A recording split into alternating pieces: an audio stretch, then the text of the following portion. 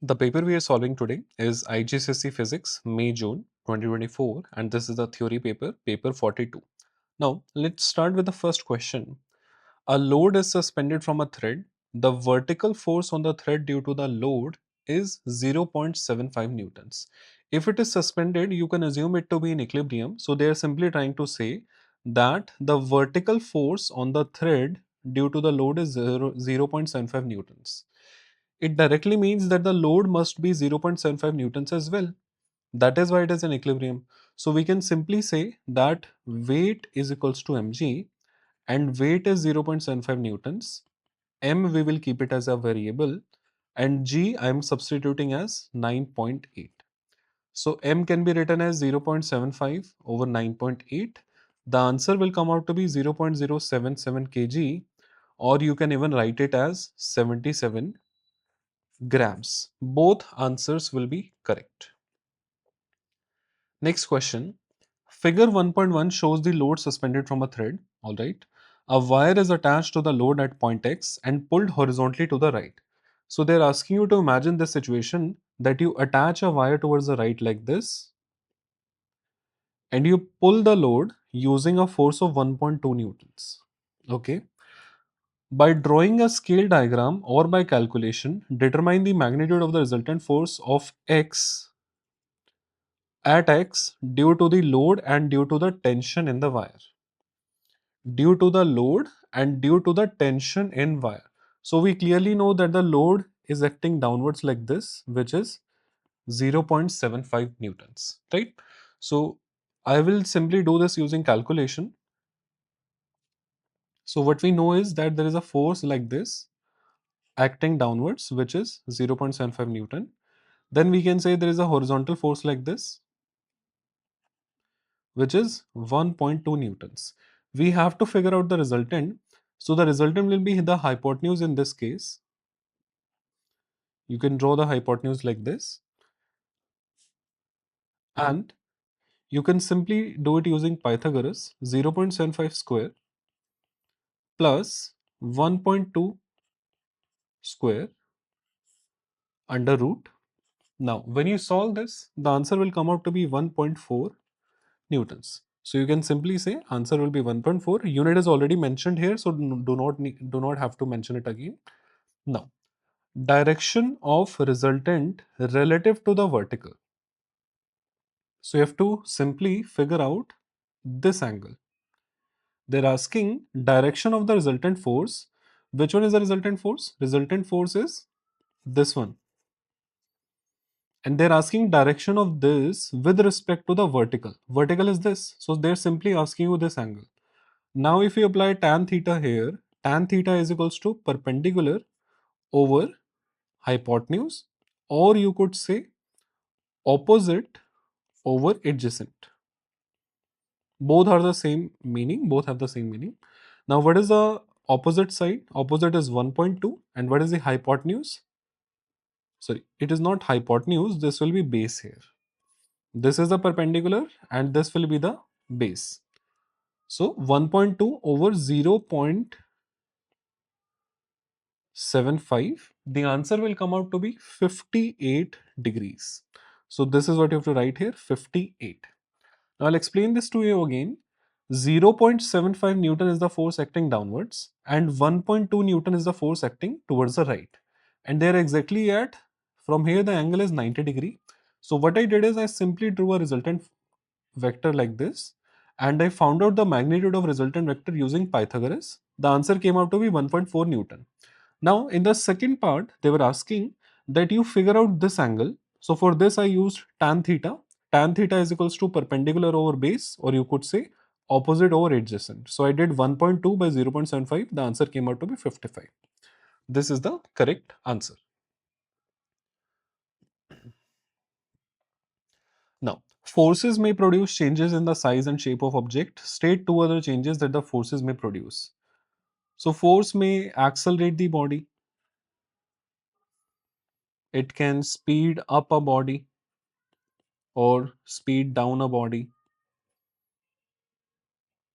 It can change the direction of a body. Multiple answers are out there. You can write any two of them. Accelerate, speed up, speed down, direction. Forces can also help in rotation. So you can say moment, turning effect. This is also created due to forces. So you can write any two out of these. Define acceleration. So for the definitions, I'll recommend that all of you go through the syllabus guide, the latest 2025 syllabus guide from IGCSE Physics. All the definitions for the syllabus are mentioned there. And define acceleration, you can define it as velocity, change of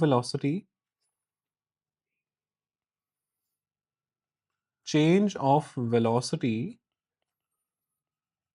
per unit time. Or you can define it as rate of change of velocity.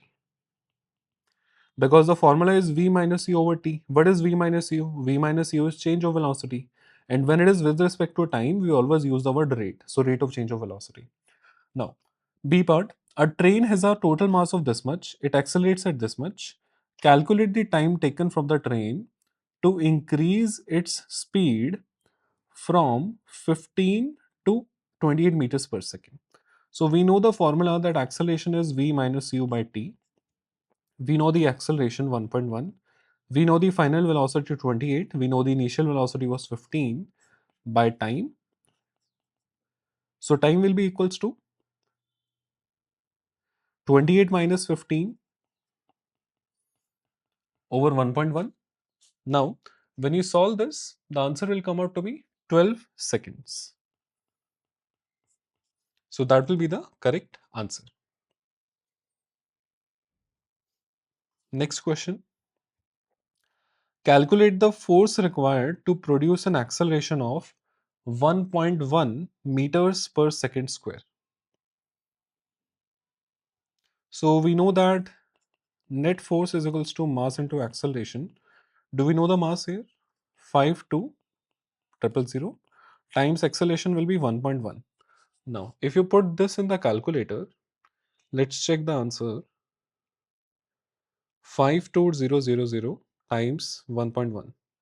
So 572,000.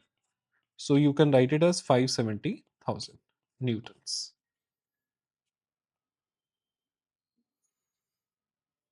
The value initially was in two significant figures, 50 to 520,000 and 1.1. So that is why I've used it through two significant figures. The train uses electric motors. Why the force on the train due to the motors is greater? So in this question, they're simply asking you that the value that you calculated, which is 5,70,000, this is theoretically correct, but when in real life you did the same thing, the force needed was much more. So let's say 6 lakh Newton of force was needed. Now they're asking why. That you did the calculation, you told us that the answer will be this, so this much force will be needed. But in real life, more force is needed. Explain why. Because while doing the calculation, we ignored a lot of factors like friction, air resistance, drag. That is why. So you can simply mention that the extra force is required to overcome friction, air resistance, or drag. I'll explain this question again to you.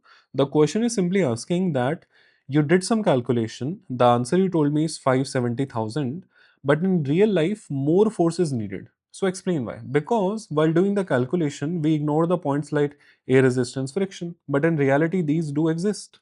So that is why more force is needed to overcome these kind of forces. Question number 3. A student drops a heavy ball from a vertical height of 1.8 meters above the ground. All right. The ball then falls to the ground. It does not bounce back after hitting. All right. Describe the transfer of energy of the ball after hitting the ground. So we can simply say this that initially at height, when it is at edge height, which they have mentioned is 1.8 meters, at that point it will be having gravitational potential energy. Then, as it is going down, as it is going down, gravitational potential energy is getting converted to kinetic energy, right? And when it is striking the ground nearly, then kinetic energy is at its max. And when it strikes the ground, kinetic energy gets converted to thermal energy. You must have seen that during collision, a lot of heat is generated as well, right? Now, how do you frame this answer? You can simply say that at 1.8 meters, gravitational potential energy is maximum, but as the ball goes down, the gravitational potential energy starts to convert into kinetic energy. When it strikes the ground, when it strikes the ground, the kinetic energy gets converted to thermal energy, and this will get you all the 3 marks needed. Next question, calculate the maximum speed of the ball, ignore air resistance. So, very simple question. The situation is that there is a ball at a height of 1.8 meters, and when it strikes the ground, you have to calculate. So, at the height, it will have gravitational potential energy, and when it strikes near the ground, it will have kinetic energy. So, we can simply say that Gp, the gravitational potential energy, will be equals to half mv square, that is the kinetic energy. What is the formula for Gp? mgh. Kinetic energy is half mv square. M cancels out m. V square is equals to 2 into g into h. So 2 into 9.8 into height is how much? 1.8 square root. That will be the velocity. Now the answer that you will get here is 5.9 meters per second. So this will be the correct answer. Next question. State two ways that evaporation differs from boiling. Evaporation differs from boiling. So for this, we can simply say that evaporation occurs at the surface. Evaporation occurs at surface. Evaporation means when the liquid molecules escape the surface of the liquid and convert into vapors. So that only occurs at the surface. While boiling occurs throughout the liquid. Then the second point you can mention is that evaporation occurs at different temperatures, but boiling occurs at boiling point. So a fixed temperature. This will get you the 2 marks. Next question. Figure 4.1 shows part of a container used to store a mixture of liquid and gaseous oxygen. Okay. The temperature of the liquid oxygen is minus 160 degrees Celsius. Determine the temperature in Kelvin. So for this, we know that if you add 273, if you want to get temperature in Kelvin, you simply add Celsius temperature with 273. So minus 160 plus 273, that will give you the reading in Kelvin. Answer is 113 Kelvin. You simply add 273 to the Celsius to get Kelvin. And if you have Kelvin, you want Celsius. So subtract 273.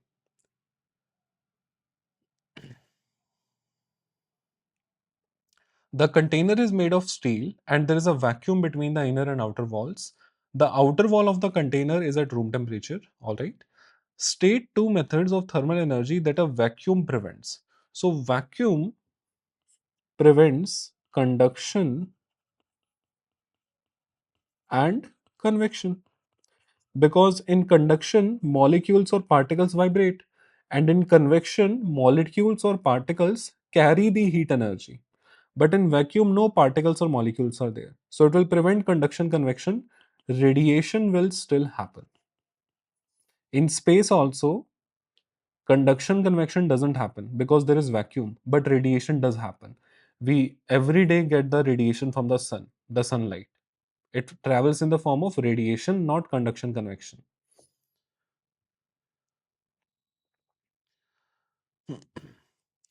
Next question. Describe in terms of particles how a gas exerts a pressure on the wall of its container. Alright. So for this, we simply know that gaseous molecules are freely moving. They collide with each other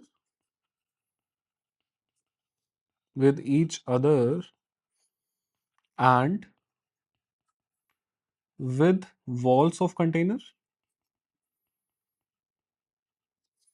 So they exert force on walls of container by collision, and force per unit area is pressure. So they're exerting pressure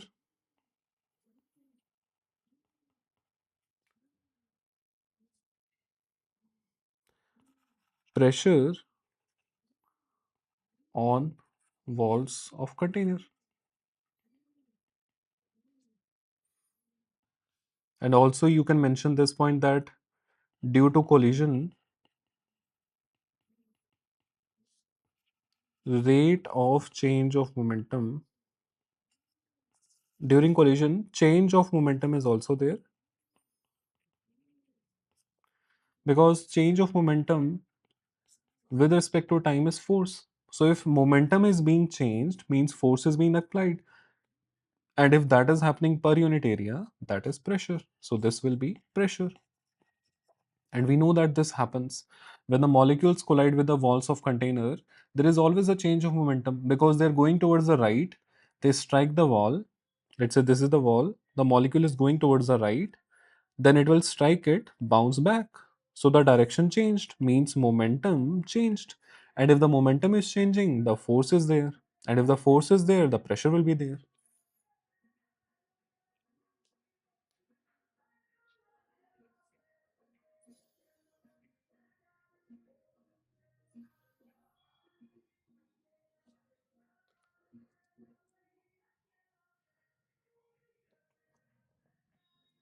Now, next question, question number 5. So, figure 5.1 shows a ray of yellow light incident on the glass prism.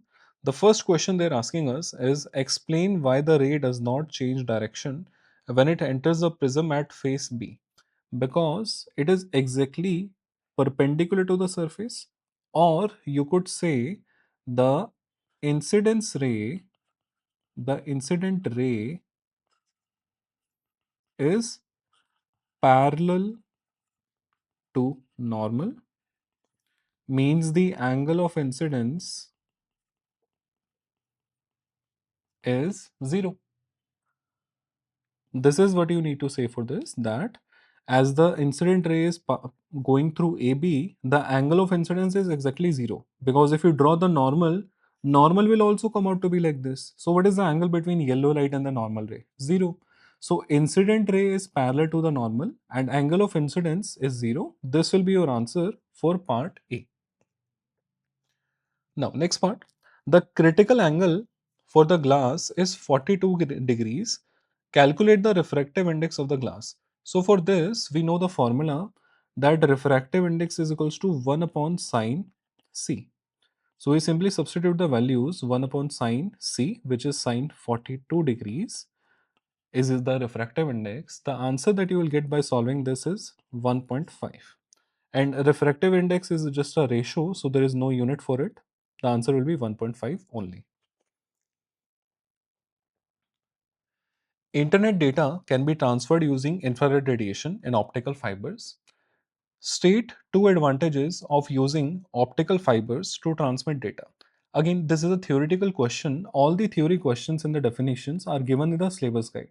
So just make sure to have a look at the syllabus guide before attempting any paper. So for this, we can simply say that there is high rate of transmission,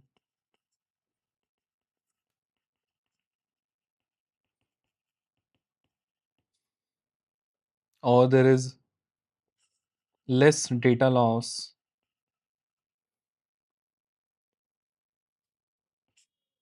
And the speed is also very high, speed is fast. These are points that you can mention here. Now, a sound wave travels through air. Figure 6.1 shows pressure time graph for the air at one place. Label one point C and one point R. So we know that compression is the region with the highest pressure and the rarefaction is the region with the lowest pressure. So the highest pressure is this is compression, this is compression. Lowest pressure is this is rarefaction, this is rarefaction. Now, explain why this graph cannot be used to find the wavelength of the sound wave. Now, most of us might think that we have already done this graph and we know that the distance between these two is wavelength, distance between these two is wavelength. You're wrong. Because in those graphs on the x-axis, the distance is there. Currently on the x-axis, time is there. So what you are measuring using this is time. How does this help with wavelength? Right? This is not time. Sorry, this is not the distance. On the x-axis, now they have given you time. So you won't be able to measure the wavelength.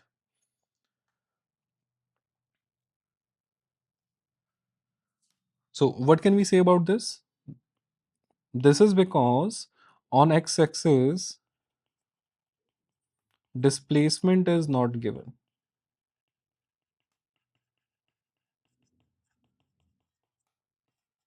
You can check the graphs that you have done earlier while studying this topic.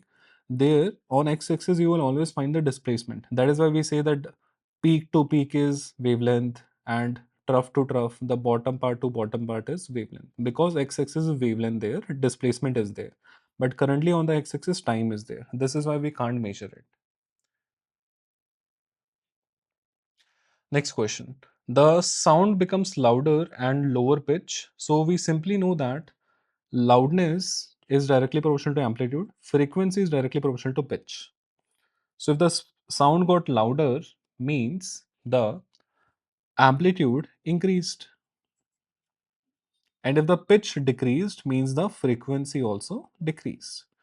Remembering this relation makes it easier for all of us that loudness is directly proportional to amplitude, frequency is directly proportional to pitch. So if the loudness is increased, amplitude increased. If the frequency, if the lower pitch is there, means the frequency decreased, so decreased. Now let's solve part B. A sound of frequency 13 kilohertz is transmitted through water. Speed of sound is given. Calculate the wavelength. So for this question, we can simply use the wave equation, that is V equals to F lambda. V, they have given us 1500. Frequency, they have given in kilohertz. Kilo is always 10 to the power 3. So we mentioned 13 times 10 to the power 3 into lambda. So lambda is 1500 by 13 times 10 to the power 3. The answer, if you solve this here, the answer will nearly come out to be 0.115 something. As the values are given in two significant figures, so we round it off to two significant figures, the answer will be 0.12 meters. State the approximate speed of sound in air. So this, according to the syllabus guide, you can give any answer between 330 to 350. Safe option will be 340 meters per second.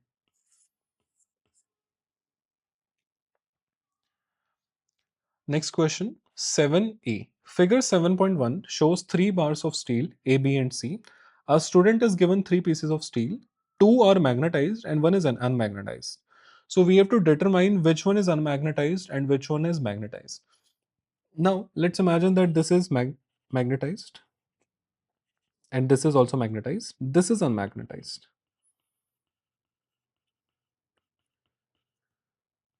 So for magnetization, if you want to determine that whether the particular thing is magnetized or not, we need to check about the repulsion and attraction.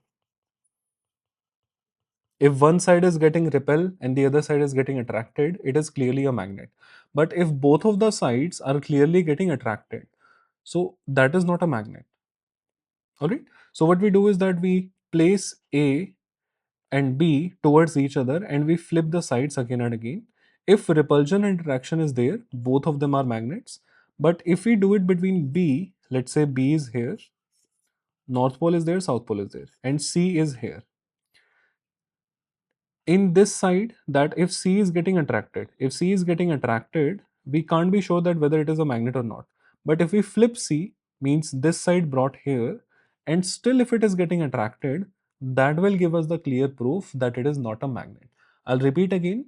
Repulsion is best way to identify whether a given substance is magnetized or not, because the magnetic materials which are actually not magnets, they get attracted only. But if it is a magnet, then one side will get attracted, the other will get repelled. I hope you're getting my point. If a metal or a material is magnetized, from one side it will get attracted, from the other side it will get repelled. It will face the repulsion.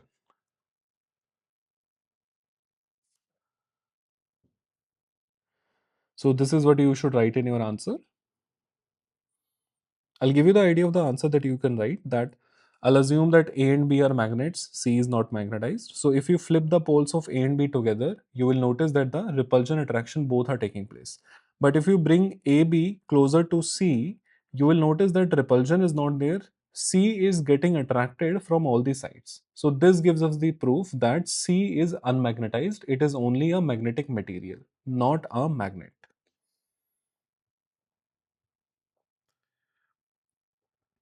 Figure 7.2 shows a circuit diagram of a step down transformer.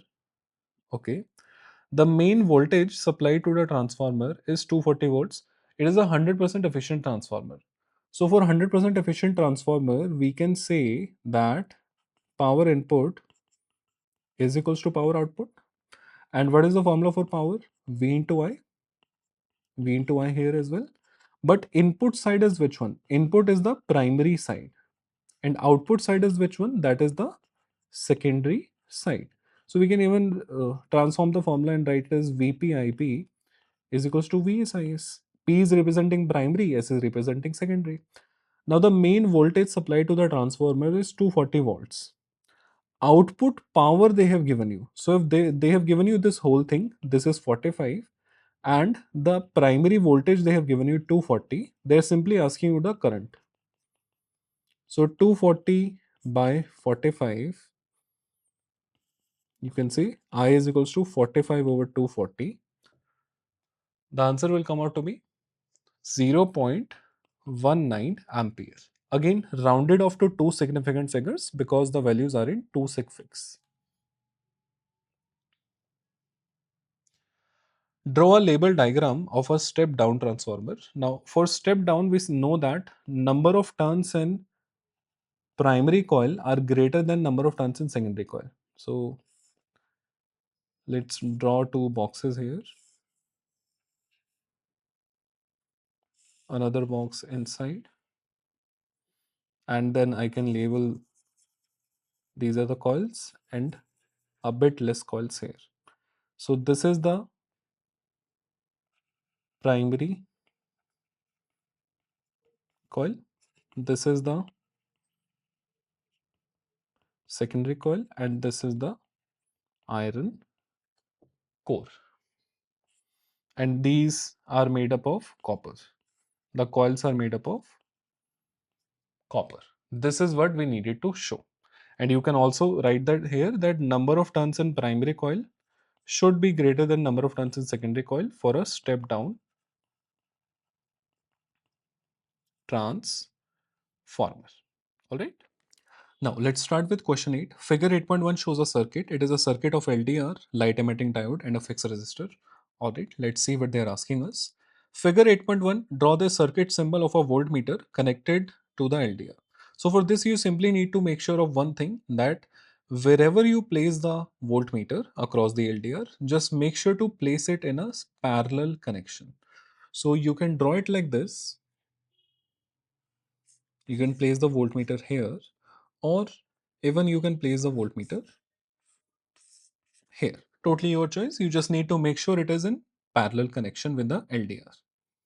Alright, now let me just erase this. Next question, the surrounding changes from light to dark, state the effect on resistance. Alright, so for this we know very simple point, that if the light intensity increases, the resistance of LDR decreases. If the light intensity decreases, resistance increases. Now the question is saying that you're going from light to dark. This means that the light intensity is decreasing. So if the light intensity is decreasing, what will happen to the resistance? The resistance will increase. So we can say resistance will increase. Now, next part, state and explain the effect of this change on the potential difference across the light emitting diode. This is a good question. Now, let's try to understand this. So, they're simply asking that if you're telling me the resistance here is increasing, what effect will it have on the potential difference of the light emitting diode? All right. So, we can say that if resistance is increasing, so the resistance of overall circuit will increase. And if the resistance of overall circuit is increasing, we can say current in overall circuit will decrease. Now, if the current in overall circuit is decreasing, we will apply Ohm's law to the fixed resistor. So we apply Ohm's law here. V is equals to IR. The name is fixed resistor. It means the resistance is constant here. Then you can say that resistance is constant. So V is directly proportional to I. And if the I is decreasing, the V must also decrease. So we can say voltage across the fixed resistor will also decrease. Now, for this type of question, I've seen a lot of people explaining it in the wrong way. The answer ultimately comes out to be the same. I'll tell you what they do. What most of the teachers tell you, that they will say that V is equals to IR, and since resistance is increasing here, they will say that since resistance is increasing here, so the voltage will increase as well. This is what majority of the teachers and the people explaining these papers to you will say. Now the issue with this is that if you're saying that resistance is increasing, so the voltage is increasing, means the current must be constant. If the current is constant, only then you can say V is directly proportional to R, and the R is increasing, so the V is increasing. So this is what the majority of the people will give you as the answer. But in parallel circuits, you're applying Ohm's law here. In parallel circuits, current is not constant. So how is this possible? You're explaining it the wrong way. V is equals to IR, and only if when current is constant, then you can say V is directly proportional to R. And since R is increasing, I'll say V is also increasing. This is the answer is correct. Answer says that we will increase across the LED and the LDR. But the way of explaining it to the students is wrong. Because current is not constant here. How can you say this? And this is a simpler way to get to the final answer. That is why majority of the people will explain this to you in this way. But let's try it with the proper logic. I'll erase this now.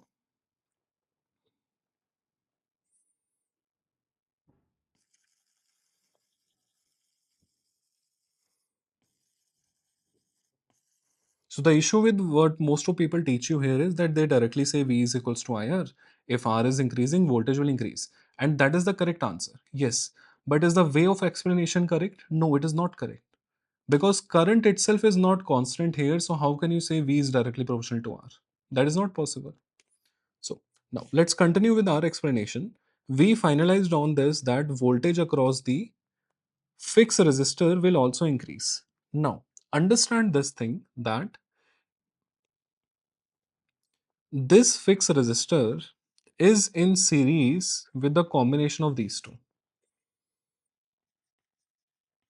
These two are in series with this. And we know that voltage splits in series circuit. So if voltage across one is decreasing, voltage across two must increase. So if the voltage is decreasing here, the voltage will increase across these two. And in parallel circuits, voltage is anyways the same. So if the voltage is increasing here, it will increase here as well. Right? So this is the actual concept, that voltage across the fixed resistor was decreasing. Now, since we know that voltage splits in series circuit, so if the voltage is decreasing here, across these two, voltage will increase. This is the proper reasoning to this question, and this got a bit lengthy, I agree, but you needed the proper explanation. Now, what will you write in the answer? So, first of all, we know that the voltage or the potential difference across LED or the LDR will increase because the overall resistance increased. And in between these two statements, there was a big logic that the potential difference across fixed resistor decreased. That is why across the other two it increased. All right. Now, next question. Figure 8.2 shows another circuit. Lamps A and B are identical filament lamps. The current supplied by the power supply is 0.5 ampere. You have to calculate the resistance of lamp A. All right. So we can simply do this question that both are identical means this will have resistance R, this will have resistance R. And you know that V is equals to IR. The V given to you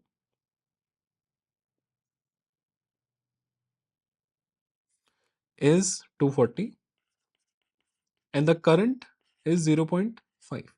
But the resistance, we are not aware about the resistance here. So I can simply use the parallel formula and we can say that 1 upon R plus 1 upon R will be equals to 1 upon the parallel resistance. So 1 plus 1 is 1 upon R parallel.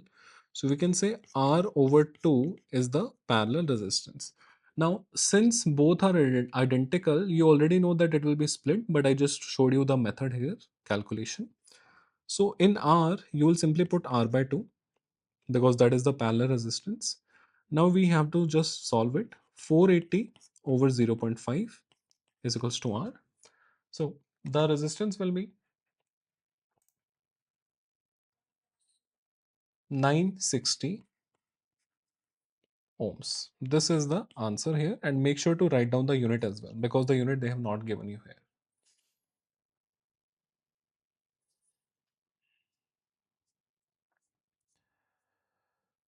Question number 9. Radioactive sources that emit ionizing radiation are used in hospitals. State and explain two safety precautions. For safety precautions, a lot of them are there that reduce the exposure time, decrease the distance, use shielding. So we can write a lot of them here. Reduce exposure time, reduce exposure time. What does this do? This decreases the amount of radiation absorbed. Then you can use shielding, use of shielding like lead. You can wear coverings using lead. That is the, so what it does is it reduces absorption again. Lead is a very dense metal and it protects us from the harmful ionizing radiation. Even majority of the radioactive isotopes are stored under lead because lead absorbs all of it. It doesn't let it pass through our body. Reduces absorption, or you can say lead absorbs all the radiation. All right, this is the answers. Now, give two reasons why alpha emitters are not used as radioactive tracers inside the body. First of all, alpha emitters have a very less penetration power because they have very less penetration power. They get stopped by a piece of paper. So that is one thing. And they're highly ionizing. They have a charge of +2. So they are very dangerous. So you can say highly ionizing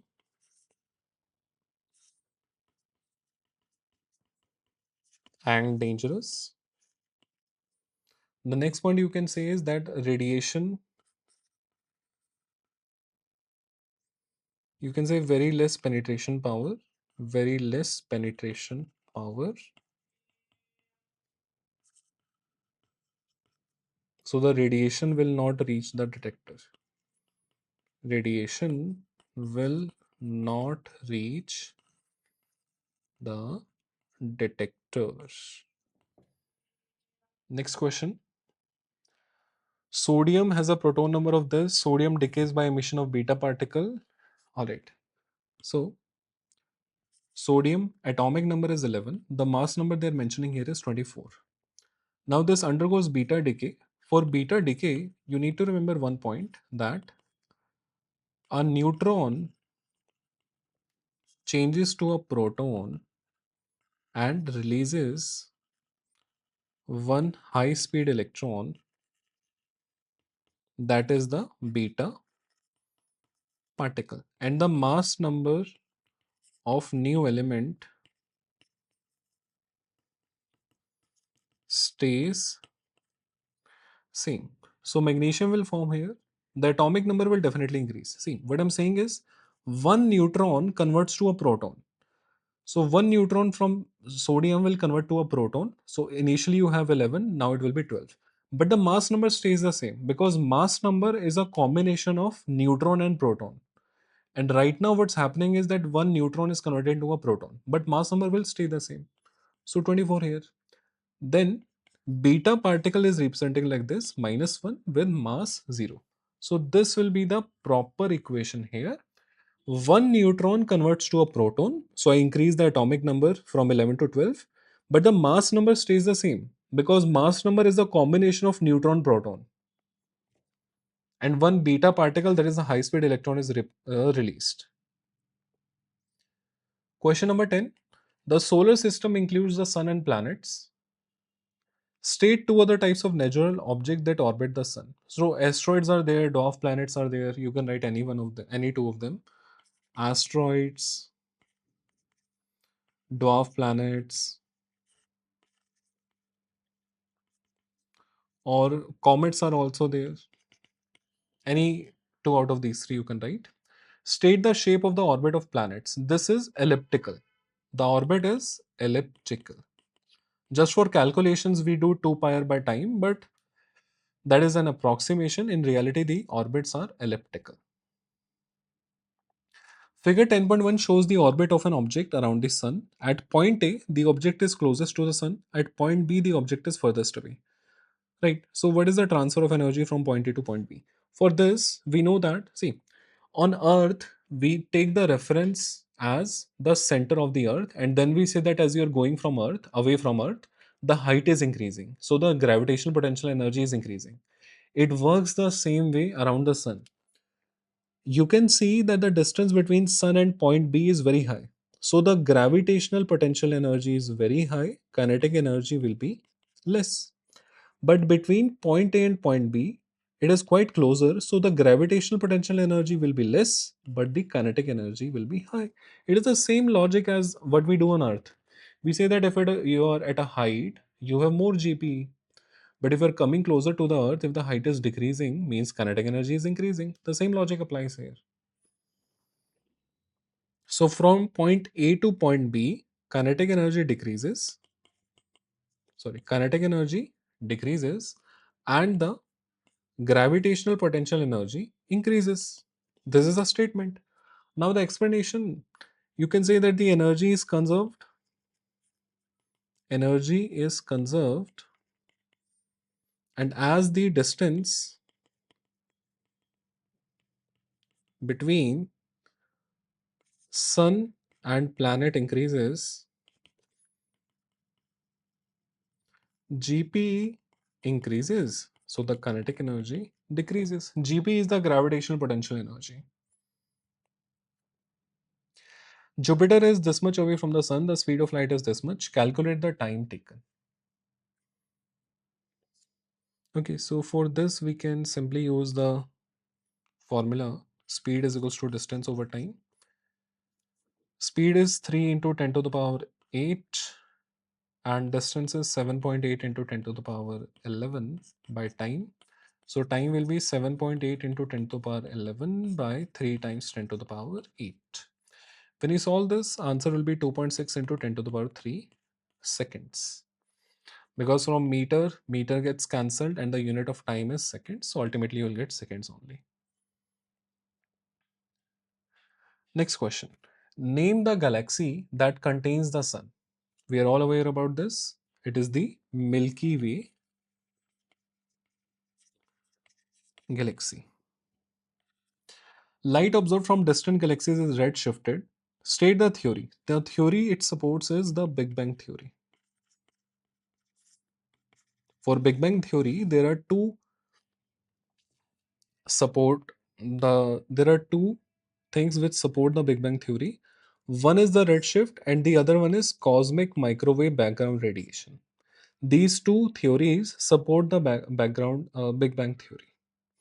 Redshift supports it and the CMBR supports the Big Bang theory. In this case, they were asking ki redshift is supporting which theory? It is supporting Big Bang theory. Cosmic microwave background radiation is observed at all points in the space. State when this radiation was produced. This radiation was produced when the universe expanded. Or you can say when the universe was formed. When the universe was formed, since then there was a burst of energy released throughout everywhere. So when the universe was formed. Now, explain why this radiation is now in the microwave region of the EM spectrum. Now, there's a conceptual question. You can simply say this that because first of all the universe is expanding,